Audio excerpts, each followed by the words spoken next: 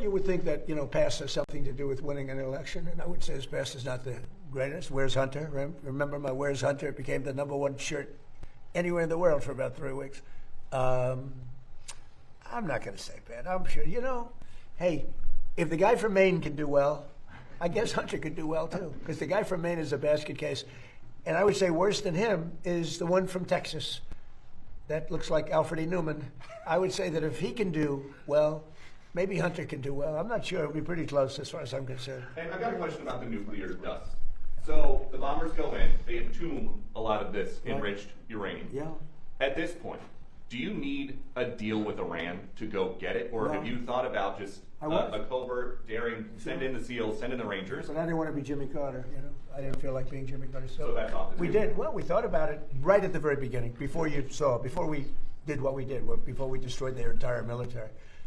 We thought about it, and I didn't want to be in a position where you had, to get there. It's not like Venezuela. Like you go in, you're there for a matter of minutes, and you're out, and everybody's waving goodbye as you take off, and you brought the cargo back. This is different. You'd have to be there for 2 weeks. You'd need massive equipment. You'd have to airlift the equipment in. You're in a war zone, and there was a time at the very beginning when we thought about doing that, because they would have not been watching. But they would have found out. I mean, during a period of a week to 2 weeks, you would have had a major construction operation, because that plane, and more importantly, those people that operate those planes, including the mechanics, they flew for 37 hours round trip. Think of that, and the tankers that refilled them 4 times, and what an operation it was, amazing. And but we would have been, Peter, we would have been there for a period of from a week to 2 weeks. We would have gotten it, but I said I don't like the idea of that. All of a sudden, they pinpoint. They still had missiles left. That means they would pinpoint you and just keep lobbing them in until one gets through, and people would have gotten killed. So I didn't like it. We could get it right now. I don't think they could stop us if we wanted, but there's no reason to. It's entombed. You use a good word. It's entombed. We also have cameras on it through Space Force. We have very powerful cameras. Every door, there's a door. You know where the doors go? They go to bad places.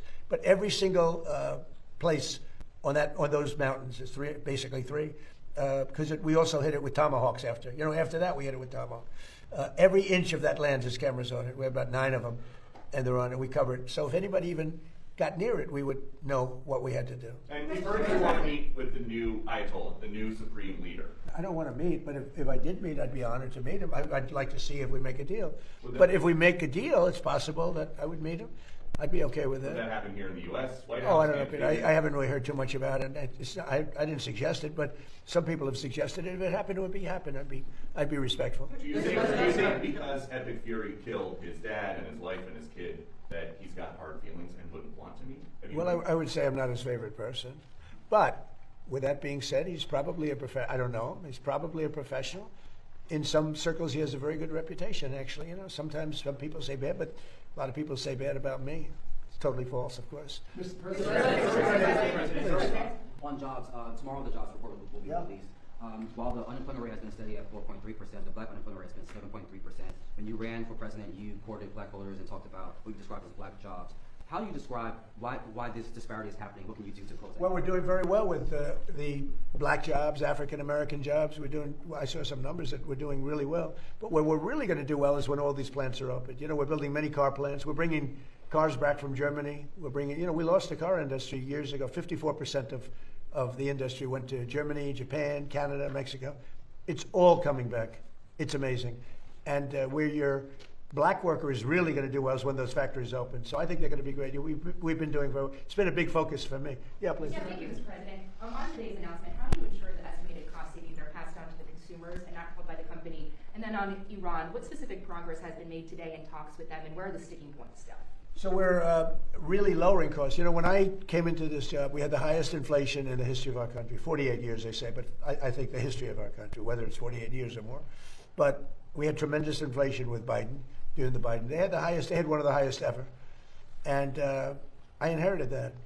The costs were very, very high, and at my first news conference, Peter and others were screaming at me about eggs. Remember, Peter? Eggs. What about eggs? Maybe it wasn't you, but I wanted to inject Peter into it. But he was screaming to me about eggs, and I said, "What? Tell me about eggs." This is 2 days in. They said eggs had quadrupled. I said, well, they didn't quadruple under me. And they didn't want me to order eggs for the Easter egg hunt that was going to take place in a few months, right? And I said, nope, we're not going to. They wanted me to order plastic eggs. And I said, nope. And we got eggs down to lower than what it was long prior to when I took over. And eggs today are about 15% lower. What we had is a bunch of con artists, the Democrats. And what they did is they said, they left. They gave the highest prices that we've ever had for all products, groceries, everything. And they started saying affordability. They'd say, this is about affordability. It's a con job. I inherited their high prices. We brought those prices way down. And when and if you go back 3 months ago, if you go back before the war started, think of it, 3 months. So with Vietnam, we were there for 19 years. With Iraq, it was about 9 years. With another one, it was about 12 years. And with another one, we had all these wars that lasted for 9, 10, 12, 19 years for Vietnam. Think of it. And they said, you're in there for 3 months. This is a terrible thing. Hundreds of thousands of soldiers have been killed in these other wars. We lost not one soldier in Venezuela. We didn't lose one soldier. And we lost a total of 13, which is 13 too many. But when you look at hundreds of thousands of soldiers were killed in these various wars, they lasted many, many years. We're in there for a few months, and what we've done is amazing. They won't have a nuclear weapon. And we did. It was tough because we just got, Doug and everybody came in to say, we just got the best numbers. Well, today, again, the New York Stock Exchange and every other exchange just hit a new all-time high. That's 73 days out of my short term. We've hit brand new highs. Every 401k is setting records. A 401k, a lot of people have. You probably all have 401ks. Look at your 401k. You're happy about your 401k?